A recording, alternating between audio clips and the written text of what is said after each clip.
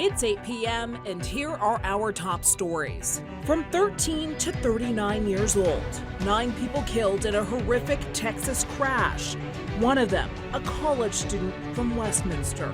Tonight, those close to him paying respects for a life lost too soon. Russia's invasion of Ukraine moving into unthinkable territory. Attacks aimed at schools and shelters. The U.S. State Department confirming an American citizen killed in the bombings. Experts addressing the next wave of the opioid crisis. Illicit fentanyl disguised as other substances. And CDOT holding drivers accountable. The fine is a little extreme. The expensive penalty for those caught driving in the wrong lane. Good evening and thank you for watching Denver 7 News on Local 3. I'm Jessica Porter. I'm Danny New. Tonight, a Westminster family is in mourning after losing their son in a tragic crash in West Texas that started with a surprising circumstance. Police have now confirmed a 13-year-old was driving the pickup truck that crashed into a van and killed 9 people, including 6 University of Southwest golfers and their coach. Investigators say the pickup truck crossed the center line and slammed headfirst into the van carrying the teams. They were on their way back to New Mexico hours after playing a tournament. One of the team, 22-year-old Jackson Zinn from Westminster, was identified as one of the victims.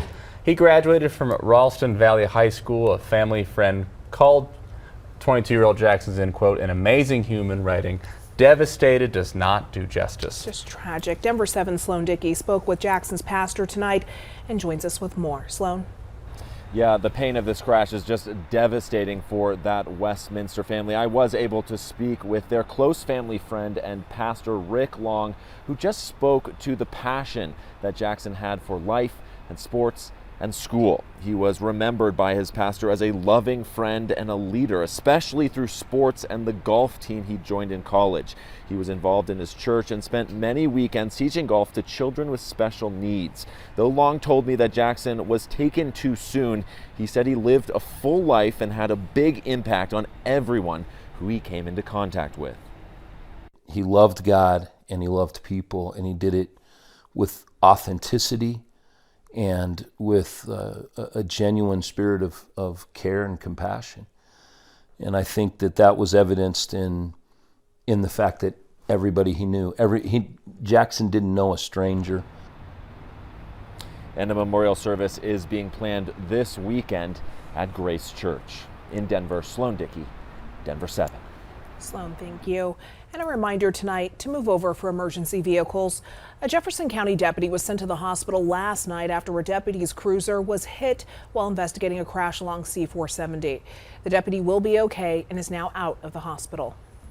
U.S. Secretary of State Antony Blinken confirmed today that another U.S. citizen has been killed in Ukraine. The advisor to Ukraine's Interior Minister identified the victim as 67-year-old James Whitney Hill from Minnesota. Police in the Ukrainian region of Cherniv said in a Facebook post that American was among the people killed by a heavy artillery attack on Tuesday. Last week, American journalist Brent Renaud was killed in Ukraine. But still, Secretary Blinken says Ukraine is making strides in pushing back against Russian forces. President Putin's invasion of Ukraine is not going to plan. The Ukrainian people haven't welcomed the Russian military. They haven't submitted. On the contrary, they're fighting with extraordinary courage. Today, the U.S. House overwhelmingly passed legislation to revoke the status of both Russia and Belarus as normal trading partners, which could lead to more tariffs on goods from those countries. The bill now heads to the Senate. An Aurora man has been arrested for child exploitation and sexual assault. And police believe there might be more victims out there. 44-year-old Darnell Ward was arrested last Wednesday in Arizona, and he's been extradited back here to Colorado. Police say he was a frequent spectator at Overland High School girls' basketball games and would help record scores for the game. He was not an official volunteer. Police did not elaborate on what Ward is accused of, but they did say that he helped with sporting events at other Denver metro area schools. So please call police if you know any other victims. Right now, fentanyl is a source of a lot of danger for recreational drug users, first responders, and sadly, our youth. Wednesday, we told you about a student at a Colorado Springs high school who died after overdosing in class in December. Denver 7's CB Cotton attended a panel tonight at MSU Denver where a variety of experts spoke about where to go from here. Jessica and Danny, MSU Denver called this panel The Faces of Fentanyl, and the goal with that title is to convey how this powerful synthetic opioid is impacting people from all walks of life. During the panel, audience members heard from clinical social workers, nurse practitioners, lawmakers, and public school representatives. These people, they talked about the trends and challenges they're seeing with fentanyl within their respective fields. We spoke with one panelist who helps patients cope with withdrawals. She shared her perspective on this matter and this warning for parents. I probably see them at 18 or 19, but they've probably been using for 2 to 3 or even 4 years before. So it does start young and then just escalates use. There's several different scenarios. One can be that mom and dad were on some pain meds after a surgery and it was easily accessible, it was always around. Or they can buy it on the street. I also want to note that Democratic State Representative Leslie Herod is a panelist. She says when crafting legislation, she wants to focus more on prevention and resources rather than incarceration. She added to that those who are trafficking fentanyl, she feels those people do deserve lengthy prison sentences. We'll have much more coming up on Denver 7 News at 10. For Denver 7 News on Local 3, I'm CB Cotton. Thank you, CB. And something to beware of, everybody. Starting this summer, Colorado will begin ticketing drivers up to $250 for using the I-70 Mountain Express toll lanes when they're closed. This week, Governor Polis signed a new bill into law allowing CDOT to use the license plate readers it has to collect tolls when the I-70 Mountain Express lanes are open, and now also when they're not. To put this in perspective, according to state data, last year about 45,000 drivers used the eastbound express toll lane after hours.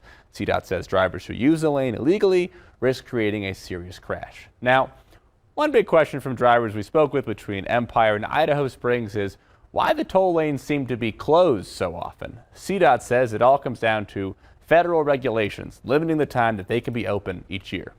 The eastbound is open 100 days a year, can be open 100 days a year, and the westbound can be open 125 days a year. And that's because it's a peak period shoulder lane, not a full-time express lane like the other corridors. Much like getting caught running a red light camera in the city, drivers will receive that big fine in the mail. DIA will eventually add 10 more train cars and replace 16 others to ease traffic at the airport.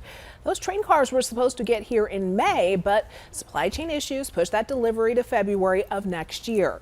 The airport expects up to 100 million passengers to pass through annually over the next 8 to 10 years. And if you traveled through DIA today, you might have gotten lucky. The airport tweeted out this video of chocolate coins traveling down the moving walkways. Those quote-unquote pots of gold were hidden around DIA today in honor of St. Patrick's Day. Coming up on Denver 7 News at 8, a coordinated approach to addressing homelessness. It's really listening to people of the issues, gathering what's happening in the community. Bridging the gap between community and outreach. It do start out by going to meet your neighbor, finding out who they are, finding out who you are as a person. Snow's about done for tonight, but there's more in the extended forecast. And the Rams get locked out. Reaction to the season-ending loss next. Plus, hurling and Gaelic football on the green. Go like this, run with it, and keep going. I try my hand or feet at the time-honored Irish traditions. Hey! Keep going!